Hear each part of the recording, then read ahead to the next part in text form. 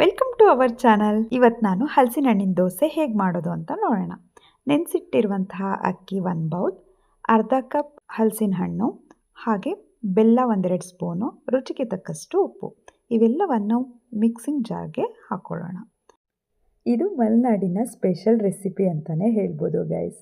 ಮಕ್ಕಳಿಗಂತೂ ತುಂಬ ಇಷ್ಟ ಆಗುತ್ತೆ ಈ ರೆಸಿಪಿ. ಯಾಕಂತ ಹೇಳಿದ್ರೆ ಅವರು ಬ್ರೇಕ್ಫಾಸ್ಟ್ ಆಗಿರ್ಬೋದು, ಲಂಚ್ ಬಾಕ್ಸಿಗಾಗಿರ್ಬೋದು ಇದನ್ನು ಈಸಿಯಾಗಿ ಮಾಡ್ಬೋದು, ಹಾಗೆ ತುಂಬ ಟೇಸ್ಟಿಯಾಗಿ ಕೂಡ ಇರುತ್ತೆ. ಇವೆಲ್ಲ ಹಾಕಿದ ನಂತರ ಗ್ರೈಂಡ್ ಮಾಡ್ಕೊಬಿಟ್ಟು 1 ಬೌಲಲ್ಲಿ ಹಾಕ್ಕೊಳ್ಳೋಣ.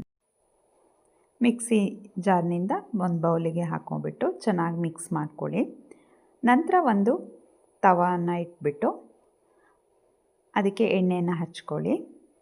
ಒಂದು 30 ಮಿನಿಟ್ಸ್ ಬಿಡಬೇಕು. ನಾವು ಗ್ರೈಂಡ್ ಮಾಡಿ 30 ಮಿನಿಟ್ಸ್ ಬಿಟ್ಬಿಟ್ಟು ದೋಸೆ ಮಾಡ್ಕೋಬಹುದು.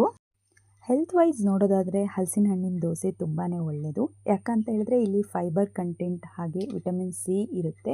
ಇದರಿಂದ ಡೈಜೆಷನ್ಗೆ ತುಂಬ ಒಳ್ಳೆಯದು, ಹಾಗೆ ಇಮ್ಯುನಿಟಿ ಪವರ್ ಕೂಡ ಇನ್ಕ್ರೀಸ್ ಆಗುತ್ತೆ, ಬ್ಲಡ್ ಪ್ರೆಷರ್ನ ಕಂಟ್ರೋಲ್ ಮಾಡುತ್ತೆ. ಓಕೆ, ಇದೀಗ ರೆಡಿ ಆಗಿದೆ. ಕಾಯಿ ಚಟ್ನಿ ಜೊತೆಗೆ ಸ್ವಲ್ಪ ತುಪ್ಪ ಇದ್ದರೆ ಇನ್ನೂ ಕೂಡ ಚೆನ್ನಾಗಿರುತ್ತೆ. Thank you.